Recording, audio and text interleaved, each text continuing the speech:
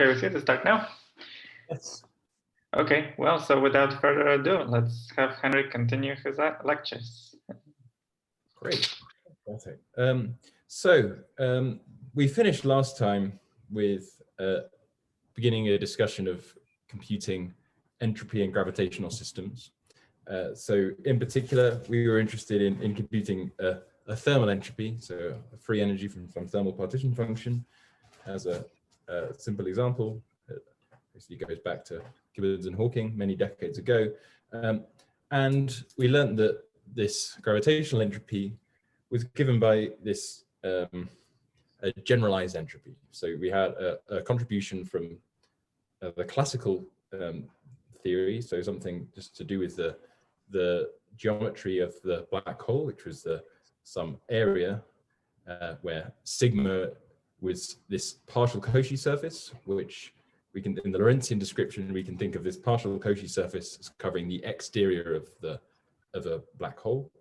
So typically a black hole, if you were to continue the thermal solution in the Lorentzian picture, the Penrose diagram would look like this. You have this two-sided black hole with an EPR with the Einstein-Rosen bridge between them, and this sigma is the Cauchy surface that covers the exterior of the horizon. And we discovered that the gravitational entropy could be computed from the low energy effective theory, which is a rather surprising property, by computing this generalized entropy. And one important point at the end was that this generalized entropy is really, even though the individual pieces you should think of as being divergent, and depending on your renormalization scheme and the scale at which you define the theory, the combination, there's a lot of evidence, this sort of reason that the combination is actually independent of all those things. So there's a general philosophy that you should apply, which is whenever you see some classical theorem of general relativity that involves talking about areas in the classical setting, then you should, as a strategy for writing papers that I learned from Raphael Bousseau is applying this very effectively, where you upgrade this to a statement about the generalized entropy in some quantum setting. Because the generalized entropy is really using this kind of argument, is really the generalization of the area that makes sense in the quantum setting. Okay, and we'll see some examples of that in a little bit.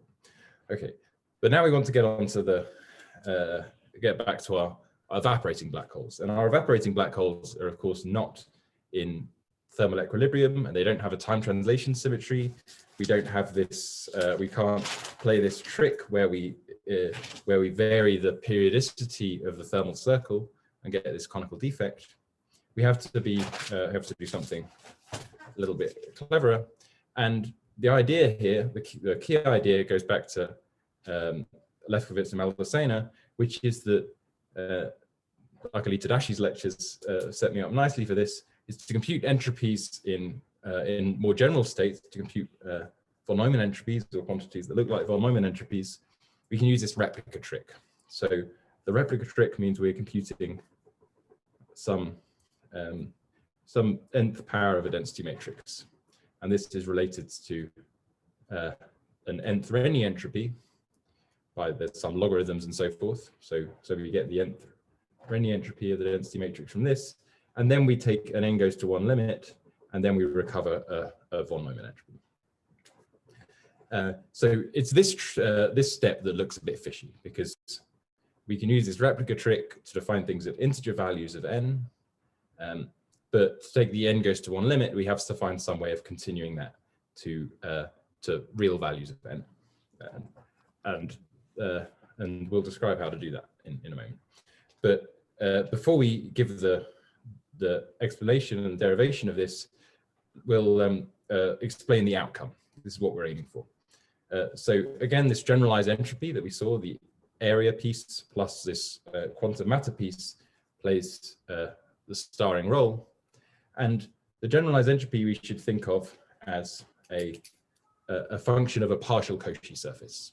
So it's you take some, so a complete Cauchy surface is like a spatial slice, some moment in time.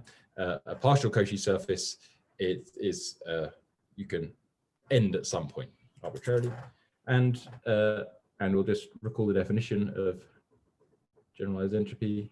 It's given by the area of the boundary of this surface in Planck units, or this would be for Einstein gravity, and this has some generalization in other theories. So this is where this Cauchy surface terminates, and then somewhere, plus the matter on sigma. So often people describe the generalized entropy as being a function of just the boundary of this partial Cauchy surface, which is reasonable most of the time, but actually if there are closed universes around, you can, so usually a Cauchy, if you change a Cauchy surface while keeping its domain of dependence fixed, so you have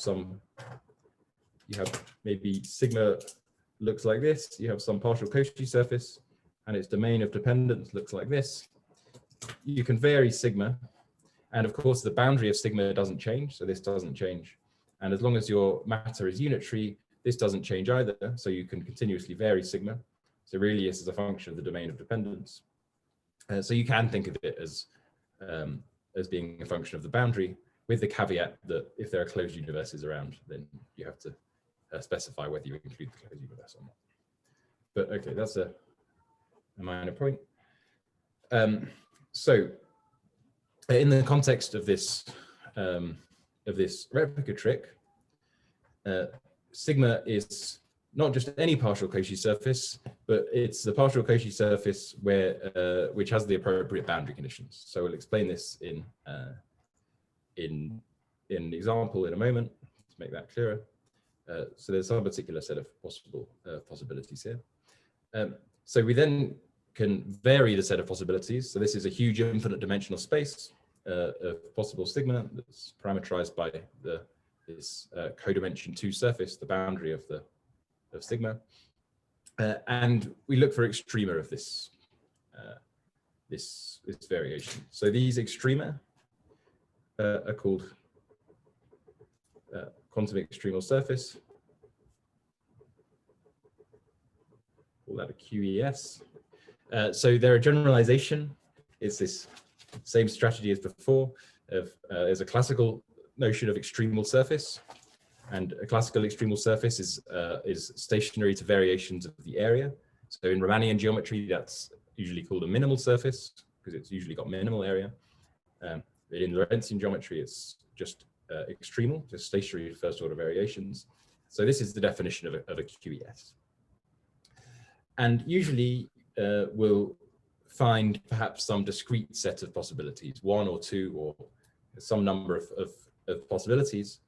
The last step of this recipe is to minimize the generalized entropy for these possible quantum extremal surfaces. Okay. So just to give the key example that we've been talking about already, here sigma consists of 2 pieces. So one of these pieces is set by the boundary conditions. So what we're interested in doing is computing the entropy of the radiation. So the boundary conditions tell us in the replica trick, we'll draw some pictures of the replica trick later, but they tell us to join our replicas along this radiation system. So this piece is fixed by boundary conditions.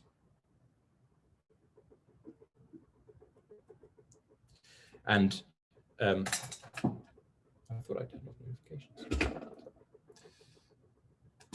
I should, sorry, one moment. I'll fix this.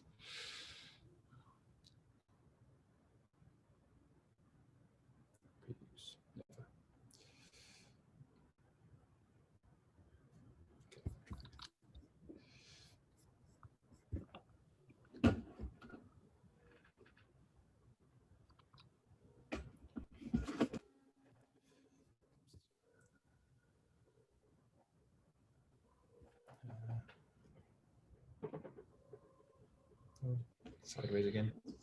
Sorry about this technical hiccup. Okay, we're back. So yeah, what we were saying is this part of this partial Cauchy surface is fixed by boundary conditions, and it's in the region without gravity. So there's no dynamical geometry here.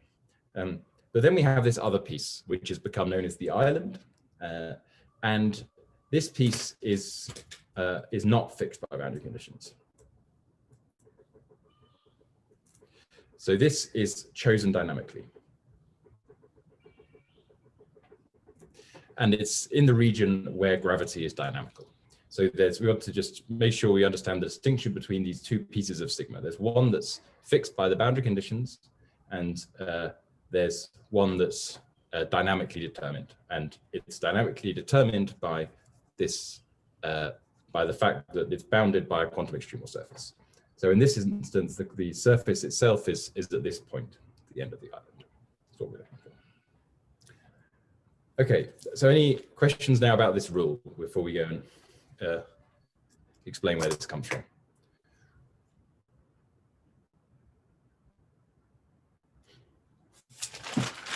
Good. Perhaps. Okay. So I'll just draw some schematic pictures like this to explain what we're doing. So what we'd like to do is choose fix our boundary conditions. So the definition of what we're calculating is we start with these boundary conditions that are appropriate, roughly speaking, for computing a trace of rho squared. So to compute the density matrix of the radiation, we're doing some path integral with a cut. So there's on a single copy, there'll be a cut, and there's some fields on the bottom of the cut, and there's some fields on the top of the cut. So phi minus and phi plus, and we can think of the density matrix as being the matrix elements of the density matrix are phi plus, rho rad, phi minus. These matrix elements are computed by the path integral on this cut plane with the boundary conditions for the field above and below the cut. And then if we want to compute the trace of the square, then we multiply this by phi plus, rho rad, phi minus. Hopefully this is a review from Tadashi's lectures.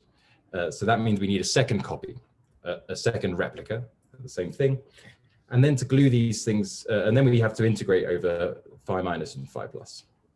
And these integrals over the fields phi minus and phi plus, is the contraction of matrix elements in this trace squared, that just identifies the top of this cut with the bottom of this cut. So that means that if I were to start over here, and I were to pass through this cut, then the geometry is defined so that I end up over here. And you could generalize this to n replicas, so they're joined together with some cyclic symmetry. So this is defining our boundary conditions. And that's what we're doing in the reservoir, where gravity is non-dynamical, is we want to fix those boundary conditions. But now we have dynamical gravity in this region where gravity lives, where we have our black hole. And we're going to do a path integral with the rule where we just sum over all metrics with these boundary conditions. And one particular choice here is to have replica symmetry. So that means that the n copies, here 2 copies, have the same geometry. But this allows for the possibility that they're still joined together in the same way. So this is just one particular set of geometries that has this cyclic symmetry. And what we're going to look for are saddle points that have this cyclic symmetry that look like this. So again, we have the same identifications on the island, so that if I come through here, then I end up over here. Okay, so the idea here, there are sort of 3 steps. So first of all, we take a space-time that looks like this, where we take the island to be something arbitrary to begin with.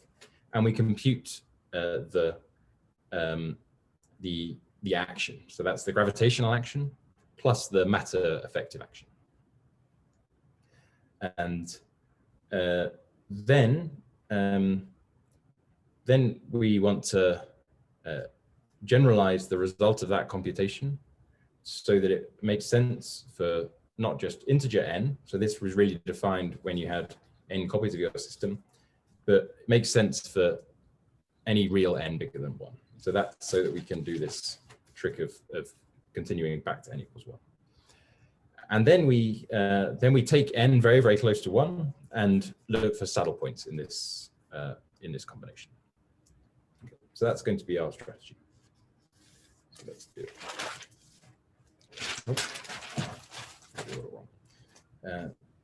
So first of all, let's compute this this effective action. So this is if in the Lorentzian setting, it's e to the I times the effective action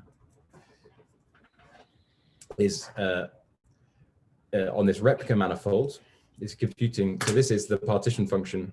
So this is the matter partition function on the replica manifold with some particular choice of island region and some particular choice of geometry in this some particular choice of geometry.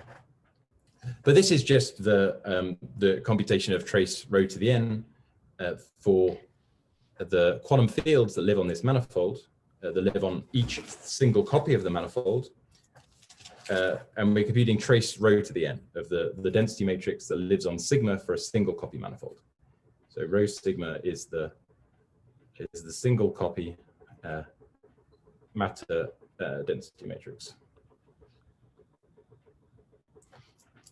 Okay, but by definition of the density matrix, the nth Renyi entropy is defined by some particular logarithm of this trace. So this is just a definition, and this prefactor here happens because this is not a normalized density matrix. So this here is a normalization factor. Okay, so that's the matter piece, and now we're in a nice situation because to begin with we were doing looking at the replicated manifold, but the answer we've got, the nth Renyi entropy, makes sense for general n, and in particular we can continue back to n equals 1, and we get close to n equals 1, we get the von Neumann entropy. So that's so far so good. The next piece to compute is the gravitational action. So the gravitational action is local, so it's given by some integral over the geometry. So you might just think it's given by n times the gravitational action on a single copy of the geometry. And that's almost true, except that something funny happens here. And what happens is that our replica manifold, this is sort of another version of what we saw over here where we had this conical defect. Our replica manifold, the n equals 1 manifold, is going to be singular if the replica manifold is smooth.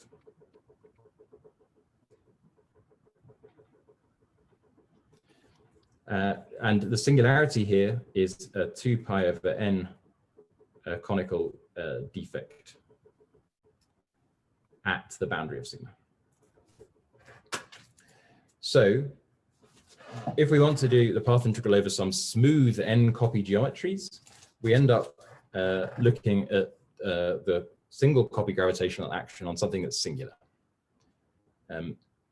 So this piece, because it's singular, picks up a sort of delta function contribution. So there's a delta function from the boundary of sigma. But that delta function really shouldn't be there. This is it's an artifact of computing the gravitational action on this single copy that has a it's unphysical singularity. So what we have to do is subtract off the delta function. So we subtract it. So this is a subtraction.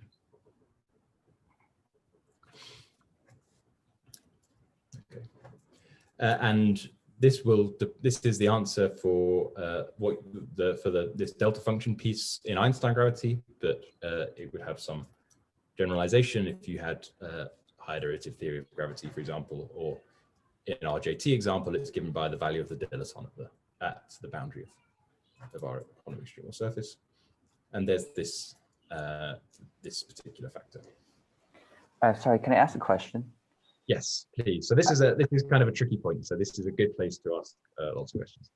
I'm confused about the signature. It seems like you have an I around it. You said you were looking at Lorentzian effective action, but I was understanding the replica trick to be something you do in Euclidean path integrals.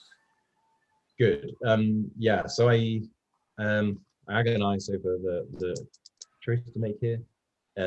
But yeah, so you really can do this in Lorentzian signature, but it's conceptually simpler and it's easier to draw pictures in Euclidean signature.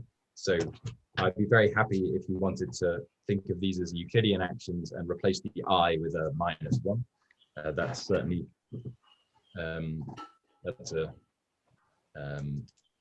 that's most convenient to do it. If you want to see the details of this, maybe I'll draw some pictures later if people want to know more about the Lorentzian way of computing this. But there's a paper in October with Don Morolf where we described what these geometries look like in Lorentzian signature.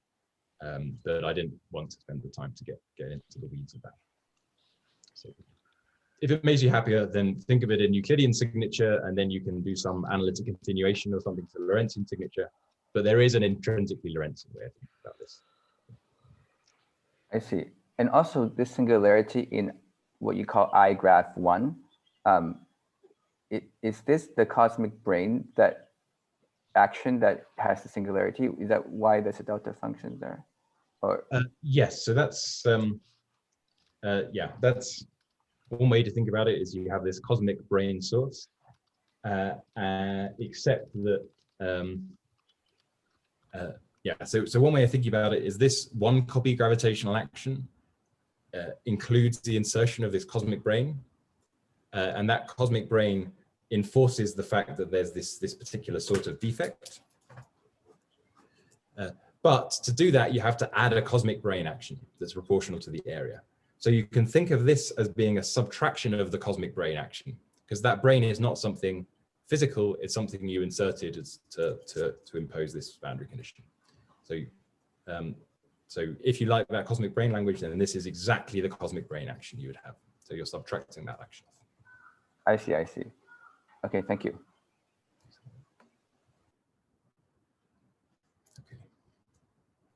Can I ask you a question? Please, yeah. Well, I don't understand why the first term is unphysical, because if you take n to 1 limit, this is indeed the one gravitational action. So what do you mean by unphysical? Yeah, so let's maybe yeah, this is a tricky point, so maybe it's worthwhile taking the time to let's do an example. So let's go back to this original thing we had, which was computing the thermal partition function. So this has some length beta. So here you have some black hole length beta, and the replica manifold here is what you get when you glue. So this is T Euclidean, has this periodicity, and now we make it n times larger. So the Euclidean time is so you just take n copies of the boundary and join them together like this. So this here is a smooth manifold. So this is a black hole. So this is a black hole at temperature T divided by n, if you like. And in particular, it's going to be smooth. So this is the manifold sorry, I'll try to get the notation correct.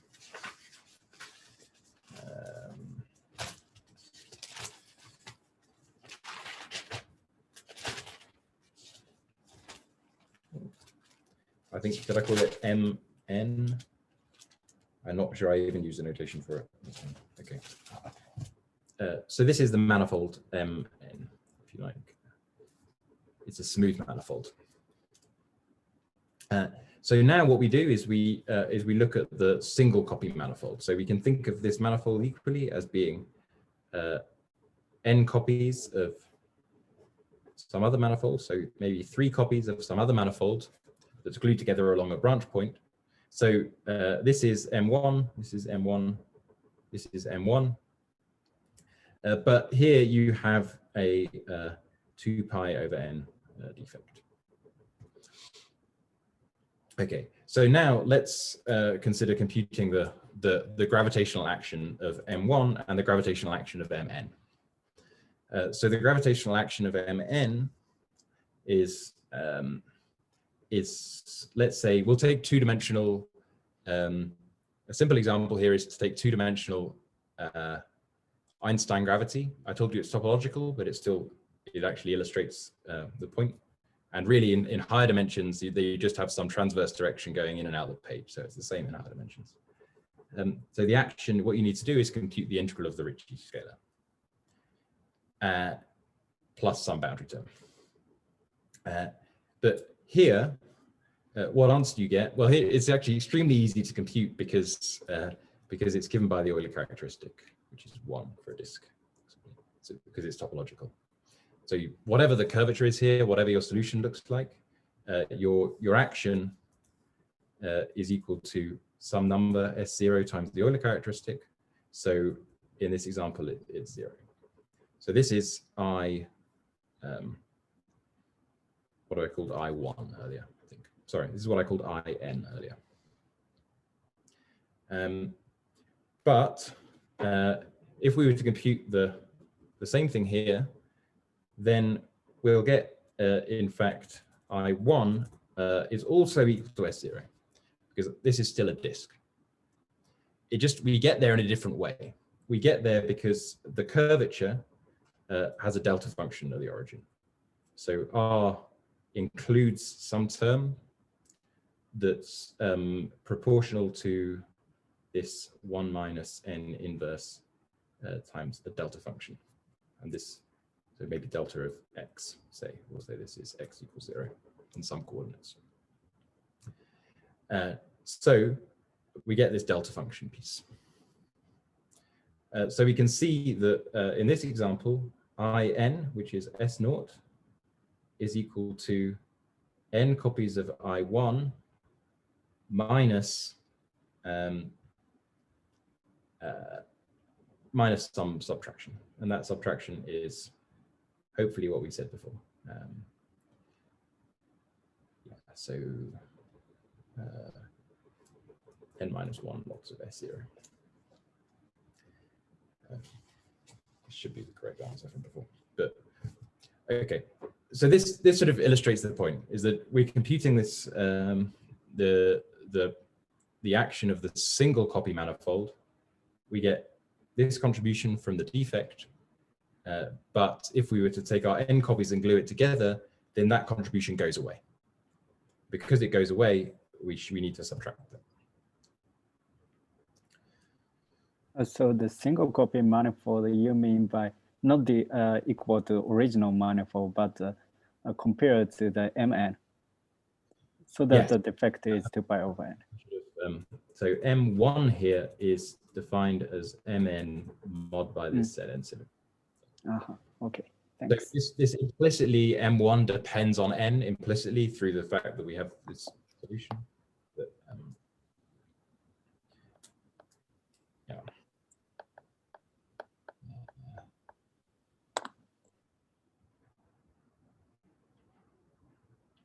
Yes.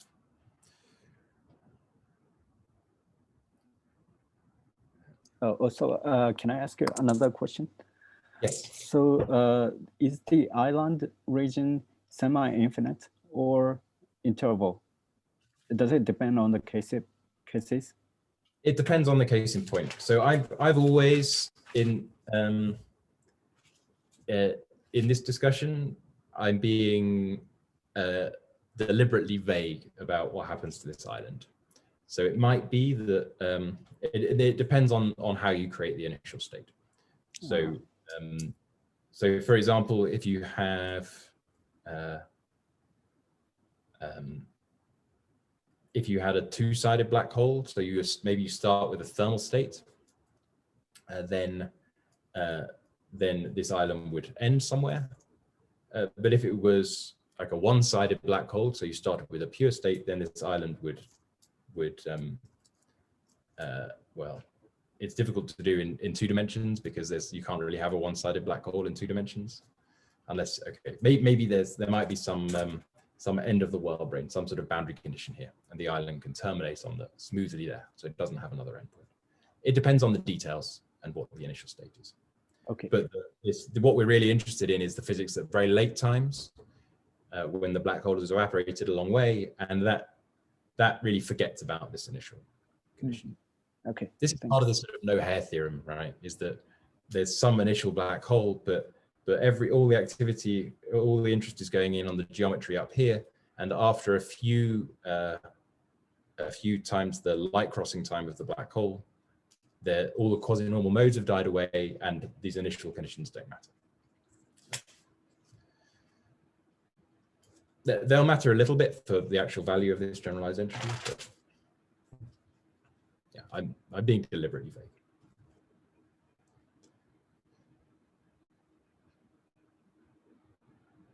More questions? This is a good time to. I just have one more question. I think as far as I understand, this is a prescription for analytic continuation that you're providing, like the cosmic brain, for example, provides a prescription. But is there a way to check that against a proper calculation where you really compute trace rho log rho? Yeah, so there is a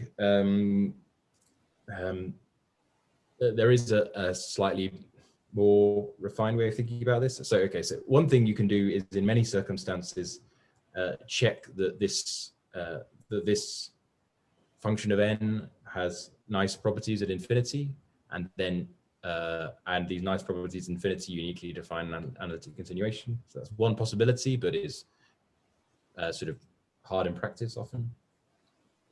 The other thing you can apply is the Resolvent Method. So this is perhaps I'll mention this as well, another more principal way of actually getting more detailed information.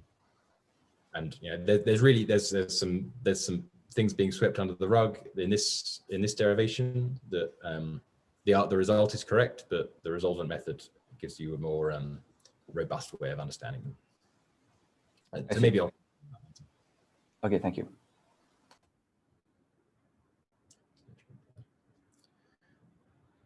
Okay, so let's get back to our convex extremal surface formula. We've computed this this matter effective action. So the matter effective action is essentially given by this. So okay, the actual thing we're computing is not just the n copy path integral, but we're dividing out by n times the single copy path integral. So that in the n goes to 1 limit removes these normalizing factors here, and it removes this factor here.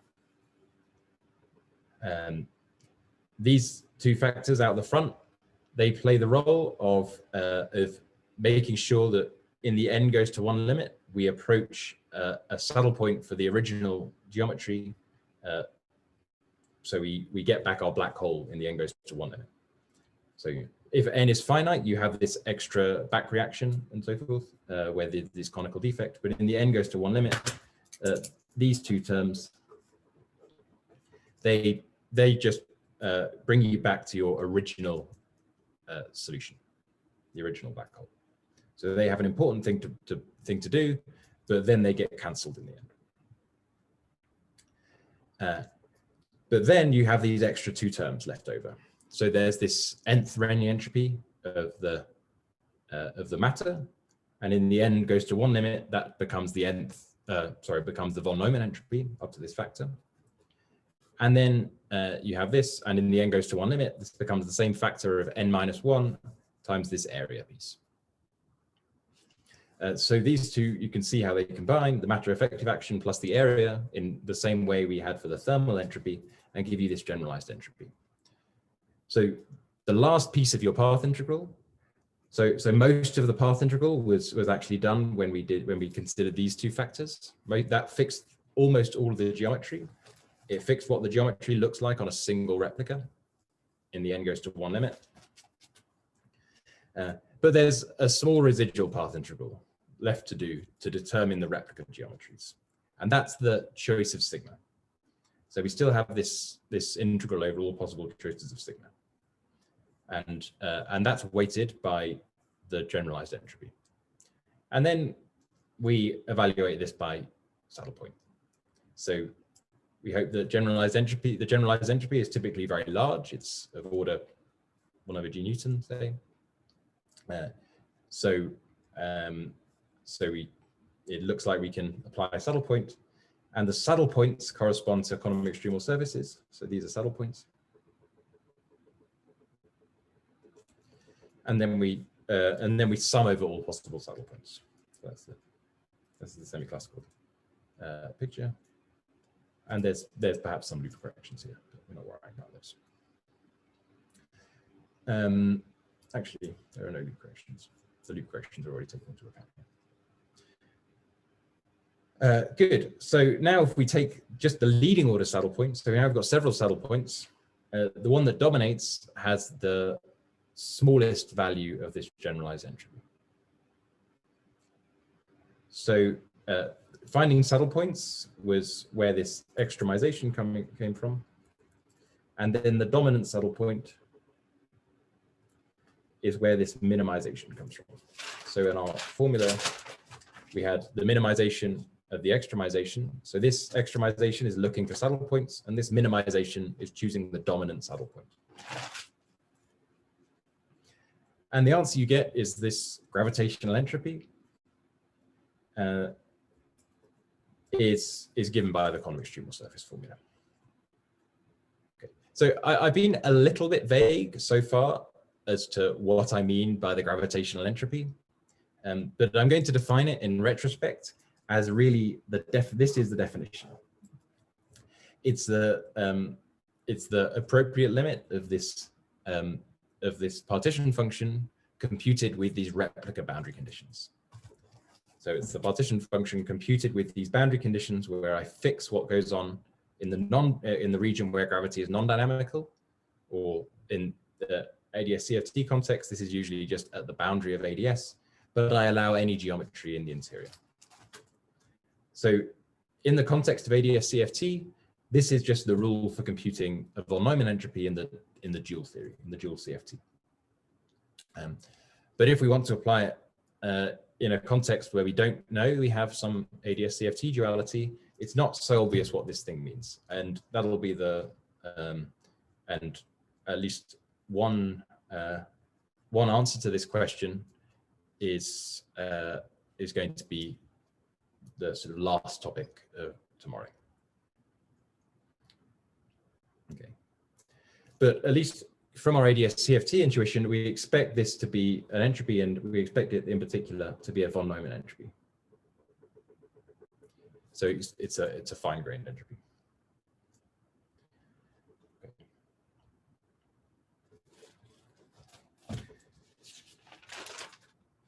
Good. So that's where the economic extremal surface formula comes from in general. So the next thing to do is going to be applying it to this example of an evaporating black hole. Are there any more questions before we do that?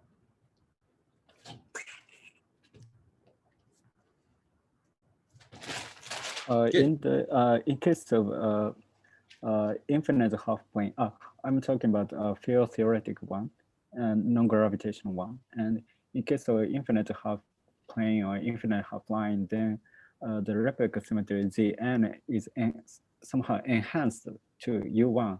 And is the similar thing happen in this setup?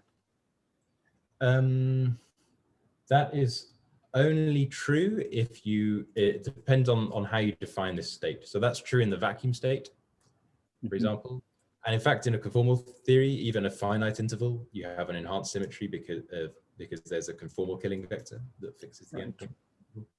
But we might be defining some sources, and then you'll get some reflected sources and so forth. So really the only example that has this U1 symmetry is this example or this example in disguise. So the single interval with the symmetry is really this example in disguise. It's a conformal transformation of that. And this half plane is the same thing. It's this example in disguise, which is this fact that we described in the first lecture, which is that the density matrix for a half space is like a thermal density matrix for the boost generator. So that's this will only happen if there's some sense in which you're secretly describing a very special state, a thermal state with some. But Well, it won't happen because we're creating some black hole in the past, and there's some evolution, and we're never going to have this. So what is it? I'm not sure, but can you define any generator of a replica symmetry in this case?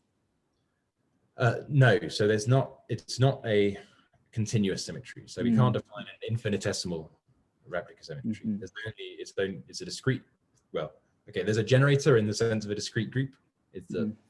But the generator is the thing that maps replica 1 to replica 2, replica 2 to replica 3, and replica n back to replica 1 again. Then the full symmetry group are the n copies of that. And also, can you consider inserting a twist operator at the end point of radiation, subregion, and the island? Yeah, so that's another way to think about it.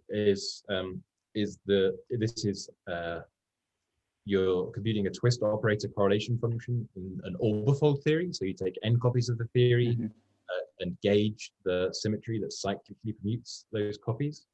Then you have this twist operator in this theory, which you can insert. So we're computing a correlation function of a twist operator. And then our gravitational theory has dynamical twist operators. So it's a sort of instanton-like object in 2 dimensions. It's something you sum over all the possible ways you can insert twist operators. That's what it means to be dynamic. I see. So yeah, in that case, how do you perform extremization and minimization? So in that case, you consider all possible insertions of twist operators in the gravitational system. And then you compute the path integral including these possible insertions. Then you try to minimize this gravitational action, the gravitational action plus the matter effective action in the presence of one of these dynamical twist operators. So that's you extremize over the location of the twist operator. But this is exactly the same as what you would do if this wasn't this strange thing that's localized in space-time. If you wanted to have dynamical particles in your theory, then you would sum over all possible world lines those particles could go along. And then to look for a saddle point, you would try to extremize the action of this particle world line, which means your particle's following a geodesic. But perhaps the particle has some mass and it back reacts. Okay, thanks.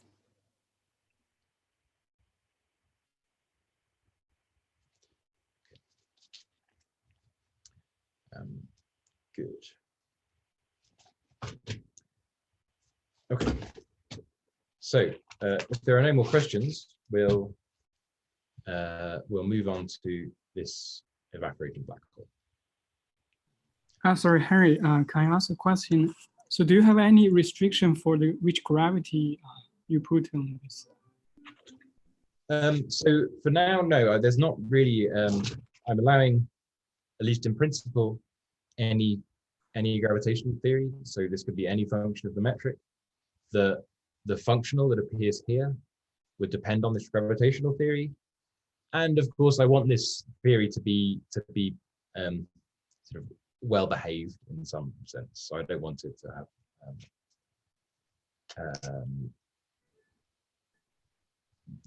instabilities and so forth. So it'd be any sort of usual restrictions you place on this would be reasonable, but in principle this would work for any theory.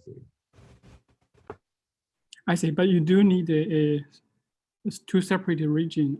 I mean, two glued region. One is gravity, another is a flat space quantum field theory. So yeah, in this context, I described it in terms of this gluing prescription because we had this separate black hole and the reservoir. In ADS-CFT, for example, you would do something a little bit different. You would have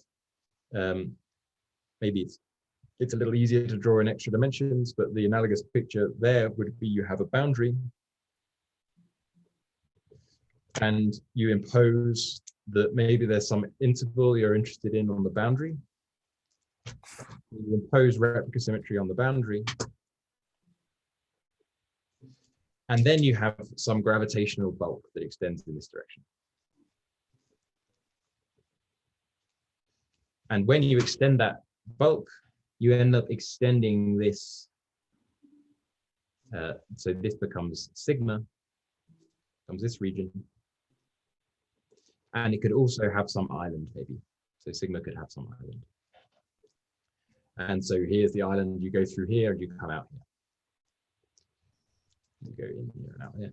So here the specification, this set that we're in the radiation system, the joining of the replicas is set by the boundary conditions. It's not the boundary conditions in some auxiliary extra non-dynamical region.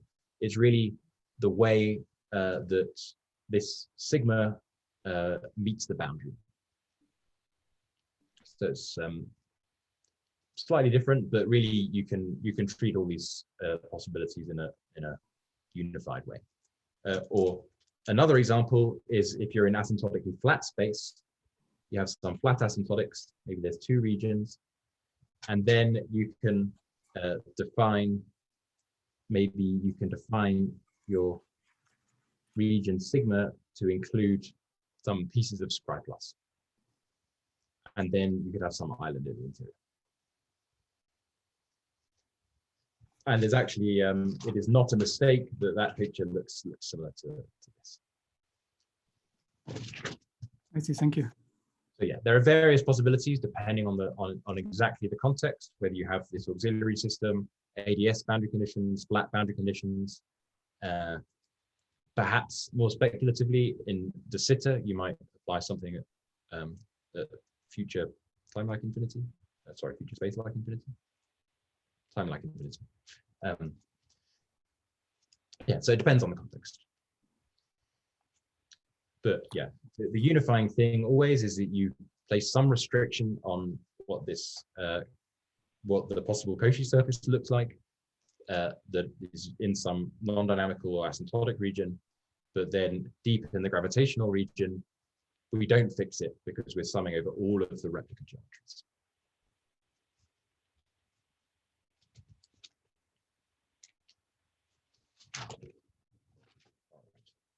Okay, thank you.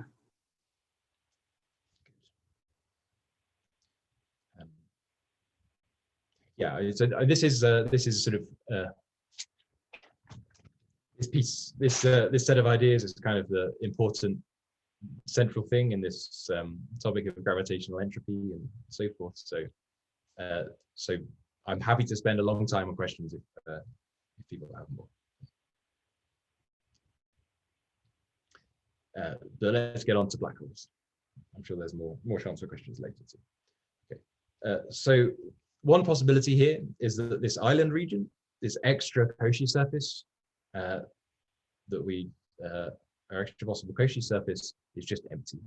So here I've made this again slightly depends on how I initially created the black hole, but so perhaps there's some island that was there at very, very early times and described some initial entropy. But at least the island, there's no island in this late time region. And in that case, we get back precisely the previous result we had. So that's the same calculation we did last time, where we were computing this von Neumann entropy like this. Okay, the diagram's a bit messy. So now the question to ask is whether there's another possible quantum extremal surface. And initially it seems like this isn't possible because the area has this factor of 1/g_Newton, or there's this factor of gamma in the JT case, large number gamma. So this is big, sort of semi-classical, and this matter piece you usually think of as some order 1 correction, something that's small.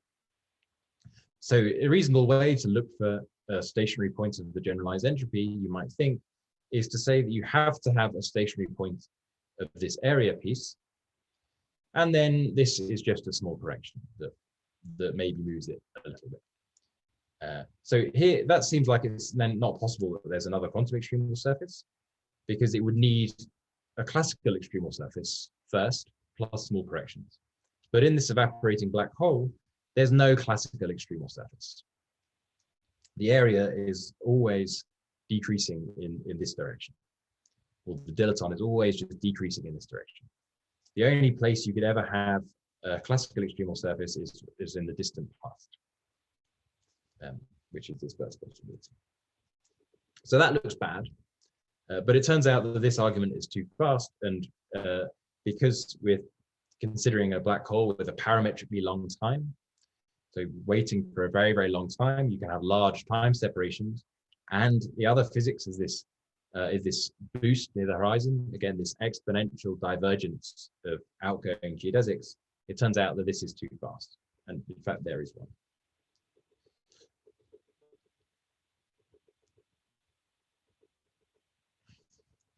Okay, so that's what we want to show. So here's what the picture looks like. We have our island and our radiation, and we want to compute the generalized entropy for a situation like this. So the dilaton piece is very easy. We just said that the area term in our JT example just becomes this extremal entropy plus 2 pi times the dilaton, and in our geometries that was S0 plus 2 pi times gamma times the radial coordinate in these ingoing coordinates. Okay, so that piece is easy. The harder piece is this matter piece, and in this case, if we have the entire state is pure, then the matter entropy on this region sigma is equal to the matter entropy on its complement. So we can compute the matter entropy on sigma complement. If it's not quite pure, there's something going on elsewhere. That doesn't matter so much for us. It's that because this sigma complement region is very, very well separated from maybe there's something else going on over here. Maybe this island terminates, but that's well separated from this, and so actually the dependence on this region is independent of what goes on over here. So it's okay. You can do this more generally, but let's just take the example where this piece really is the complementary. Simple. And now we use this fact that the state is going to look like, again, in this region, you've got any smooth state, any state that's not singular at the horizon is going to look like the vacuum in this late time region. All the quasi-normal modes have decayed away, and if you had any energy left over here, it would mean that there was a strong singularity back in the past. So that means that we can take the state on this region sigma complement to be very close to the vacuum in this metric. ds² is minus d capital U d. This is the same sort of state we used last time. So again, in the outgoing piece, this is to do with having a smooth horizon. So we're using, it's the vacuum in this Kruskal-like coordinate, something that's smooth at the horizon. And the V coordinate, which tells us, roughly speaking, about what's falling into the black hole. We're not feeding the black hole, so it's our choice is that there's an ingoing back. So this here is the invariant interval. So this is, you might have seen the formula of a length of an interval in CFT as C/3 times the log of the length of the interval. You can also write this as C/6 times the squared length of the interval. And of course, it should be an invariant length. So this is just the invariant length in this light cone. And then there are these terms from the fact that there's a Weyl transformation. Really, the metric is not this d capital U, d little v, but it differs by some factor. And these will be important in some cases. And these are things we wrote down last time. Okay, so this is a very explicit formula in this model for what we should be computing. And in particular, we're going to be interested in the variation of this. So we want to take first order variations and look for stationary points of this generalized entropy. Okay. So the first thing we're going to do is vary in the outgoing direction. So that means constant views. So we're going to take our the end of our island. So this is our perhaps will be our quantum extremal surface. And we're going to ask what happens as we move it in this direction, a constant along outgoing light rays, constant values of u. So here, the generalized entropy is has this area piece. The S0 doesn't matter for the variation. We only have to worry about this dilaton piece. And then there's the matter of the entropy matter. So, of course, the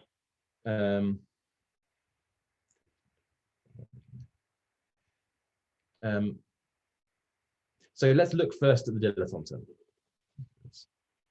So this will be the most important term because it's got this large factor of gamma. So that means we should look for it's natural to look for a quantum extremal surface that has where the radial coordinate is constant. So that's the apparent horizon. So the apparent horizon is defined as the place, or a place where if you move outwards, the area of the transverse sphere, so in higher dimensions, as you move outwards, the area of the sphere doesn't change. So you know, if you're far from a black hole and you move outwards, then of course you're going towards infinity, and the sphere gets larger. If you're inside the black hole, the sphere is contracting because you're heading towards the singularity, and the event horizon of a static black hole is precisely where those two things balance. But here, an apparent horizon is a local notion. It tells you that as you move outwards, the size of the spheres, or in this case, the dilaton, is stationary. Okay, of course, this we can just compute because on an outgoing geodesic, this is actually our ingoing coordinates. The metric looks like this: minus f of rv dv squared plus 2 dr dv. So this means that outgoing geodesics satisfy. So outgoing geodesics satisfy f dv plus 2 dr is equal to 0. So this is an outgoing geodesic. So we get there might be a factor of pi missing. Okay, I might be visiting a factor of pi, but in any case, the change in the radial coordinate is proportional to this factor f, and this factor f near the horizon is given by the surface gravity times the distance from the horizon, which in our JT example looks like this. Maybe there's this factor of pi. Okay, so if we're looking to extremize this this area term, we would say that that we should have our quantum extremal surface should live at r equals RH. But it's important for us that we're going to look at the first order corrections to this from the matter entropy. And the important piece in this matter entropy for us here is going to be one of these Weil factors. And the Weil factor that's important turns out to be this one. So yeah, what do we want to say? Well, let's go back to the.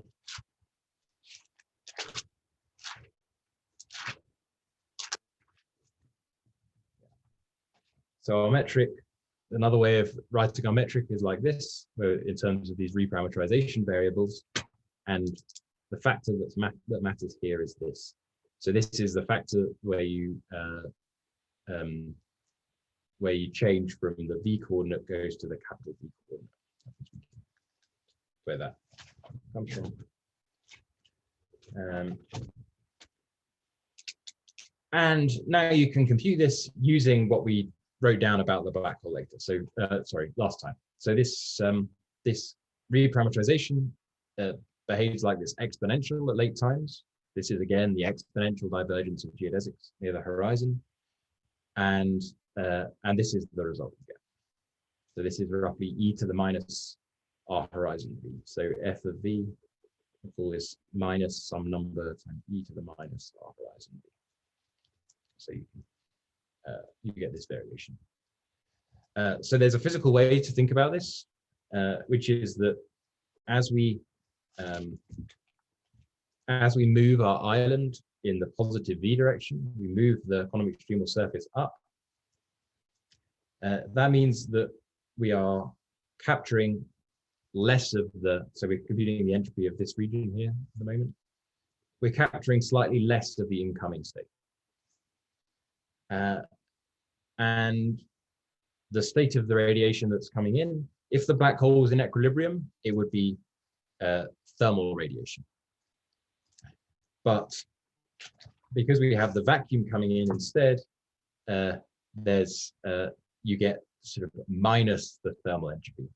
This is a sort of heuristic of trying to understand why you get this term. It's a little bit confusing. It depends on because there's some implicit dependence on renormalization scheme that we're using. But as one way to think about this is that you're,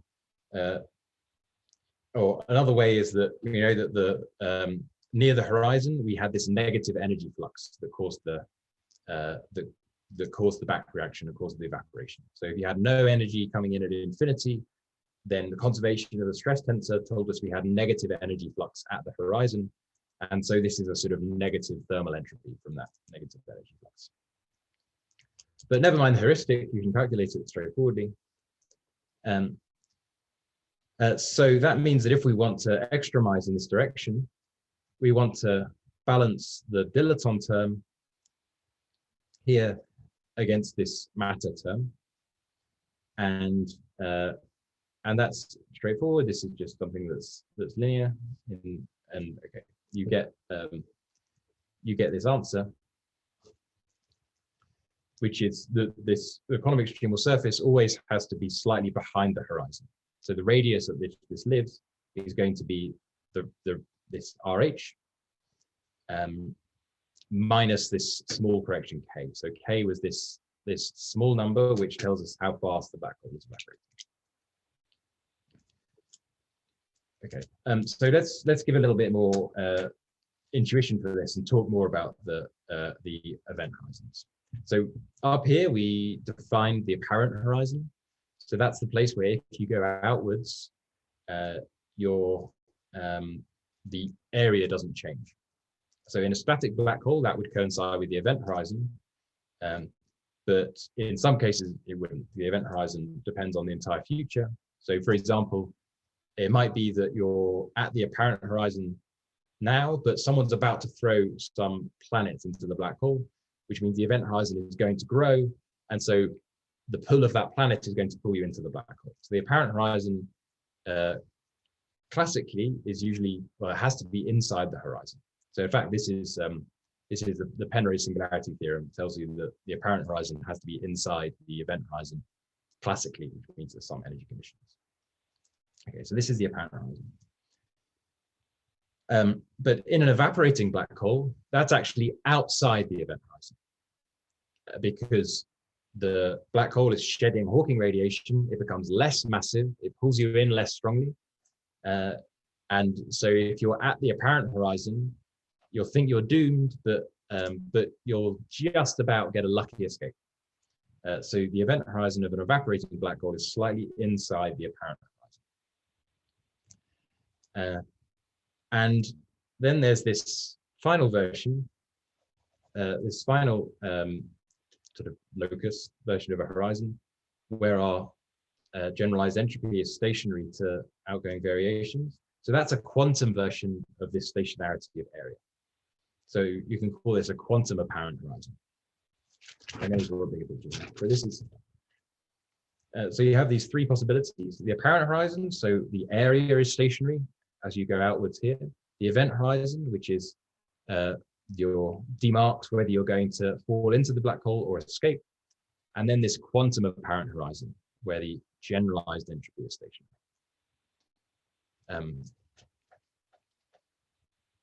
And there's actually some interesting physics going on here, which is that our result, in the end, we can think of as calculating the relative separation between these different things. And it turns out that the ratio of the distance, so there's these two distances. This is the distance between the apparent horizon and the event horizon. And this is the distance, this other distance between the apparent horizon and the quantum apparent horizon, where our quantum extremal surface will have to live. This ratio of distances is actually given precisely by the rate of thermal entropy production. So I won't show that, but there's I'll just sort of quote the fact for today that the rate of thermal entropy production is the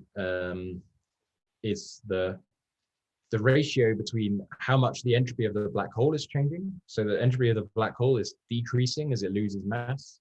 So this is negative, so we've taken the modulus. There's some decrease in entropy here, and there's some increase in entropy here. These are the wrong way up, sorry.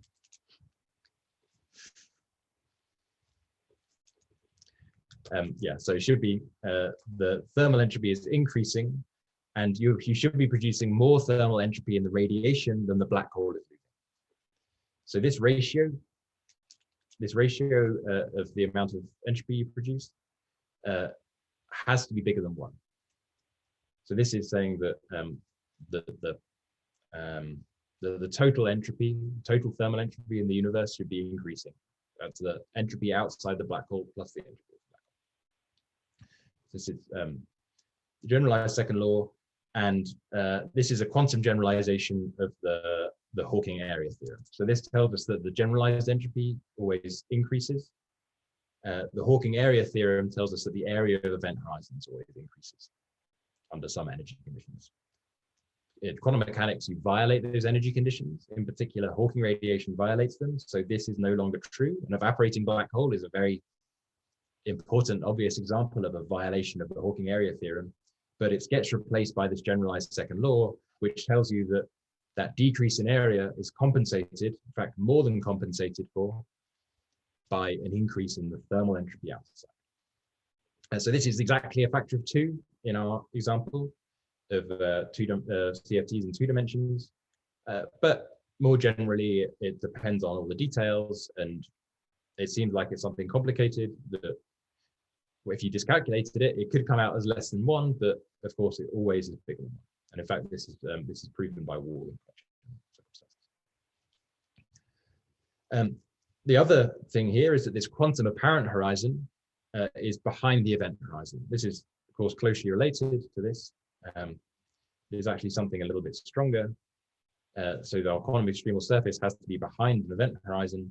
This is an example of the quantum focusing conjecture, which so it tells us that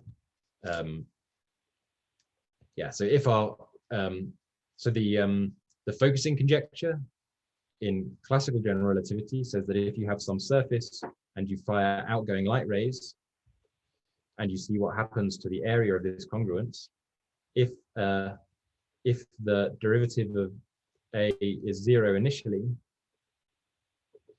then the area decreases. So that tells us that gravity focuses, it makes light rays converge rather than anti-focuses. So this is telling us that gravity is attractive. And there's the quantum analog of this, is this column focusing conjecture. Because again, this is violated by quantum mechanics. And in this case, if this quantum apparent horizon was outside the event horizon, then the quantum apparent horizon by definition has a version of this. It has S gen, ds gen by dv is equal to 0 initially. And if you're outside the event horizon, you would follow this and it would escape to infinity where it has a very large area. And so you would find the generalized entropy was increasing and violates this conjecture. But okay, this is, yeah. So this sort of thing protects you against strange things happening in quantum gravity. Okay, so that was a bit of an aside. But the upshot here was that we found that if we have a quantum extremal surface, it has to lie on this quantum apparent horizon, which lies behind the event horizon, but only just behind it. Question before we do the last part?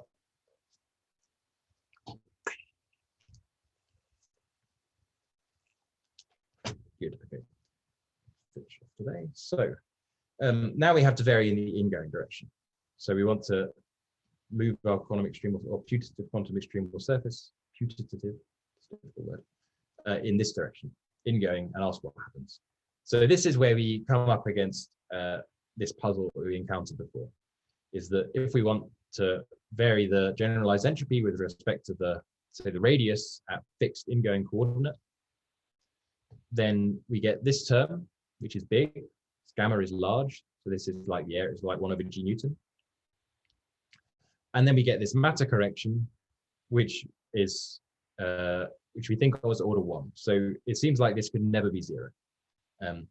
But again, the answer to this seeming no-go theorem is that there's this exponential divergence of geodesics near horizons can enhance this, can make it, can exponentially enhance this from something small to something large. So we can go and compute this thing explicitly and get a formula like this. So an exercise for those of you are determined is to take these facts that we described last time. So you have this reparameterization at late times. This is a good approximation, and this metric, and to use this formula for the entropy. It turns out these var terms are not very important. It's this log delta U term that's important. Then you can go and compute this.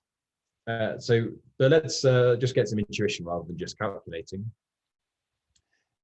Is we have our one endpoint of our interval was up here. So this was our radiation system.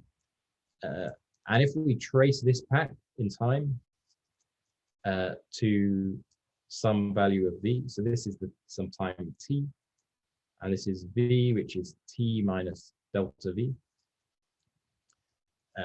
We trace it back in time by when delta v is large, then this becomes very close to the horizon.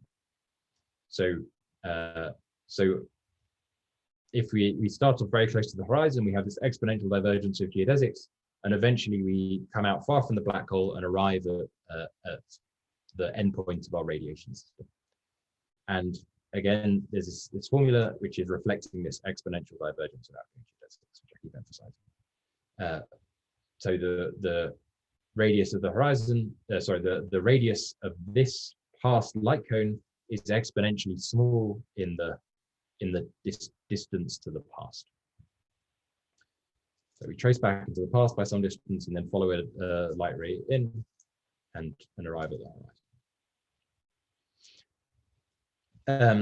horizon. This piece here is just the separation between sorry, there should be a plus R horizon. So this denominator is the separation in radius between our quantum extremal surface at radius r and the past light cone of the other endpoint of our interval here. And so what this is capturing is the logarithmic entropy that lives in the vacuum if the state here is smooth. So we have some vacuum entanglement which goes like c/6 times the logarithm of the difference in radius. This is the outgoing vacuum entanglement. And it's that entanglement that's eventually producing the Hawking radiation. So again, it's the production of Hawking radiation that's giving us this logarithmic piece. And if this denominator is small, then it can compensate for this area. And you could just plug this in and set this derivative equal to 0, and also use our previous results about where the quantum extremal surface, how far behind the horizon the quantum extremal surface had to be, and you get this result.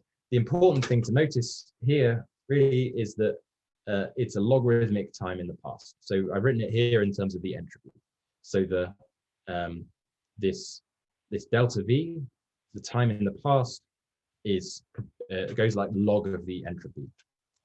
Actually, in this JT gravity case, it's the log of the entropy minus the extremal entropy, but don't worry about this piece too much. Think of it as the log of the entropy. And this beta times the log of the entropy scale is something we introduced earlier as the potential time scale for which a chaotic quantum system mixes things. So it's a scrambling time. And there's a nice story that I don't want to take the time to go into, but I encourage everyone to read this beautiful paper. It's clear and well written, and has some amazing insights. It tells us that this difference in time, this scrambling time, suggests that if you throw something into the black hole, then this is the time you have to wait for before the information about what you threw in comes out again in the Hawking radiation. And it's really a short time. It's only logarithmic in the entropy, whereas the time the black hole takes to evaporate is some power of the entropy, depending on the dimension. And this result gives a geometric interpretation of that. But that requires sort of entanglement, wedge duality, and things that I don't need to take the time to go into. Okay. So that was, yeah, it's sort of slightly technical, that piece, but in any case, the upshot is that there is really a new quantum extremal surface, and the derivative of this matter piece was very important. It comes from this, again, this exponential. The exponential gives us some enhancement. The derivative is very important, but the actual value of the matter entropy is not so important. So really, the generalized entropy, which is S0 plus this 2 pi gamma times the dilaton, sorry, that's 2 pi times the dilaton, there's no factor of gamma, plus S matter. This piece is really is small. There's only a logarithmically small correction. This is very large. And this quantum extremal surface lives near the event horizon. So the value of the generalized entropy that we get is, roughly speaking, just the Bekenstein-Hawking entropy up to corrections that are only logarithmically large. Okay, the correct, yeah, that's So this quantum extremal surface formula, now we have two possibilities where we do this extremization. There are two quantum extremal surfaces. There's the one we had before, the empty surface, the trivial surface, which gives us the thermal entropy of the radiation. And there's this new quantum extremal surface that has a non-trivial island. And the last piece of this generalized entropy story was to minimize this quantum extremal surface formula is to minimize between the two. So this is precisely the page curve. And it's the page curve if we interpret SPH is equal to some log of the number of states of a black hole. So this is n is the internal states, or rather the dimension of the Hilbert space, internal states of the black hole. So this this is really lending weight to this idea that the Bekenstein-Hawking entropy is has this quantum statistical origin. That it's a count of internal states.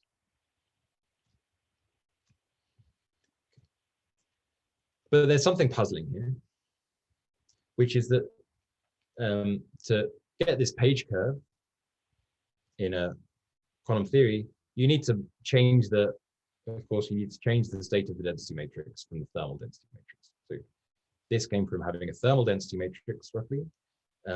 So we need to change that somehow. In particular, what we need to do to change it is to have the radiation, Hawking radiation that comes out at late times, past the page time, has to be correlated with the radiation that came out earlier.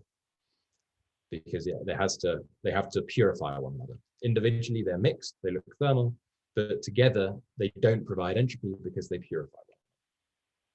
So we need these correlations. But there's no sign of them. In particular, we when we did the calculation, we used this thermal state that Hawking suggested.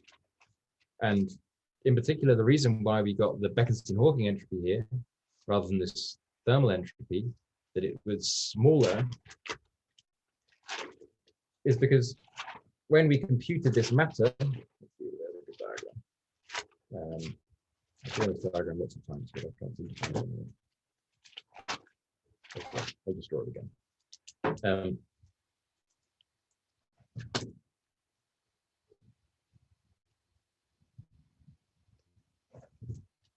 So here's our island, it spears off over here, and here's our radiation.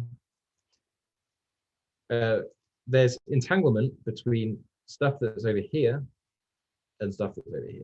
So this is why the Hawking state is mixed.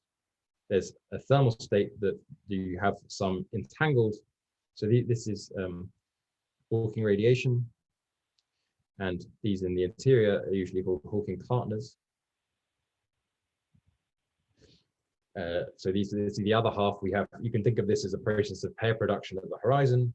One pair stays inside the black hole, and another pair makes it out to infinity, but they're entangled. And there's another pair here entangled with something here, and so forth. So that's why this Hawking state is thermal. The reason why we didn't get this large thermal entropy that we got in this picture is because we're explicitly including both of these, including the island. So we're including both the Hawking radiation and its partner, and they purify one another. So we really used this thermal state, and we used the state of the interior, and we sort of used the fact that this is mixed in the process of getting to the page. So this is very confusing. Busso and Tomasovich called this the state paradox, which is quite nice.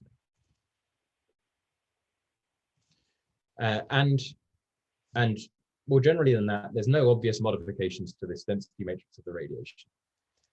This quantum extremal surface appeared when we computed trace rho to the n as something new, but if you didn't have these n replicas, there's then there isn't any obvious modification. So this is very confusing. And this is what we'll try to give one. So tomorrow we'll try to finish with one possible resolution.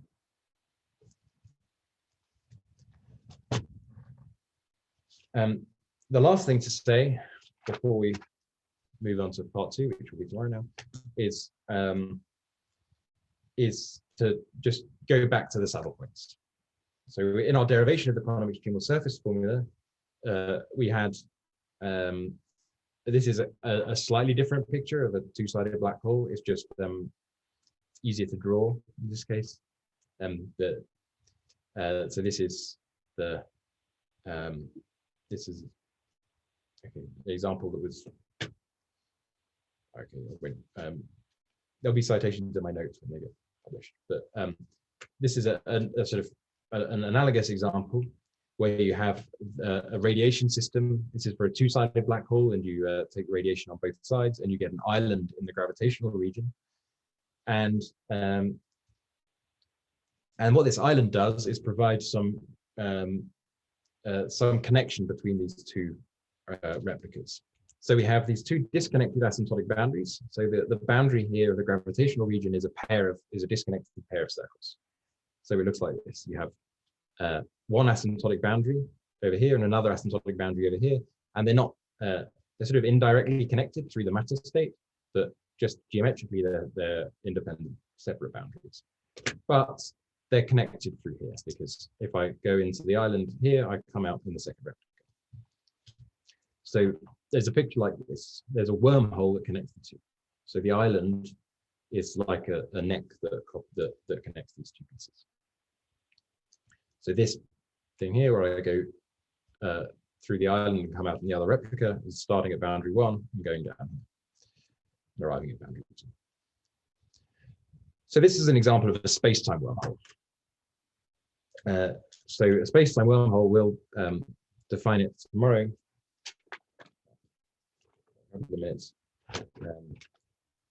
Maybe I'll just say what a space-time wormhole is today in the last minute or so, and then we'll talk about them more generally tomorrow. A space-time wormhole is a shortcut between points of space-time that are otherwise distant. And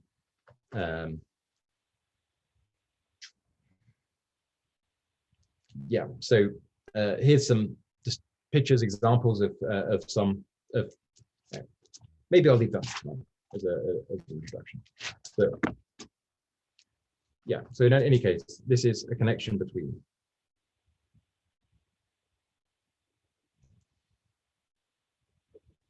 otherwise disconnected asymptotic boundaries.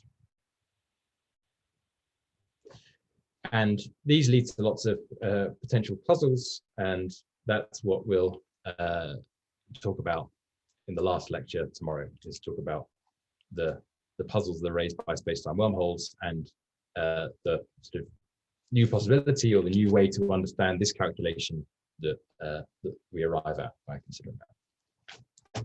So with that, I'll finish and invite questions.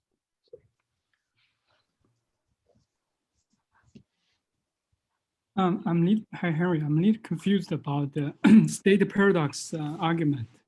So if you look at the ADS-CFT model of this evaporation, it seems there really exist two density matrices. So this is something called description number 1 or 2, 3. You can 3 descriptions.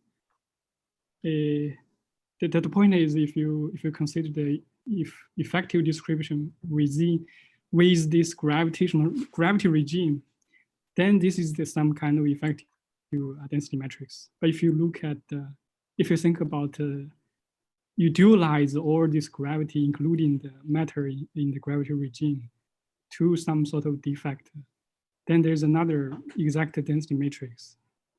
So maybe I'll describe this picture in ADS-CFT. Find out the notes we had earlier. Page. So we were considering our system of gravity coupled to some system. So maybe we'll take some slice like this, and it consists of 2 systems. So we have this fixed space-time, and then we have gravity. Yes. So here we have this dynamical metric, and here we have some fixed spatial region, and they're connected. But ADS-CFT would encourage us to think of this gravitational theory as providing a dual description of something that lives in a lower dimension. In this case, it would be a quantum mechanics that doesn't have any spatial directions. So we have this same fixed space. And then here we have some quantum mechanics. And this here is ADS-CFT duality. And we'll mention this tomorrow. And then if you consider this as a quantum mechanics, the boundary conditions we gave were really computing a von Neumann entropy. So this is a context where this thing we call the gravitational entropy is equal to the S von Neumann entropy in this quantum mechanics. That's what the duality would tell us.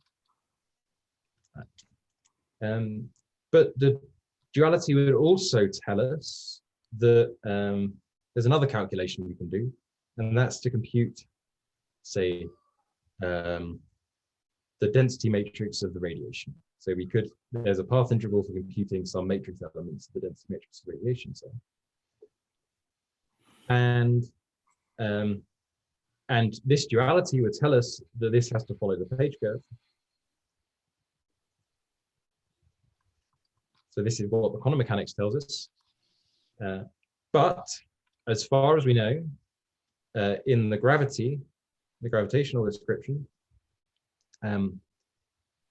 this is thermal. It's basically Hawking's result. And the sort of point I was making is that we found something that looks like this for the we found this. So this came from replica wormholes. We found something that agreed with this, but we haven't found something that agrees with this. So what you have to say is that our description is perfectly fine for computing von Neumann entropies, but it's not good for computing the density matrix of the radiation. But there's nothing obviously wrong with it. This is why it seems paradoxical. Why does it get this right and not this? Big question. That's the, oops, there we are. So that's the sort of essence of the state paradox. So yeah, maybe that's just, if you want to ask a question again or something more specific, then with that sort of expanded context, then please do.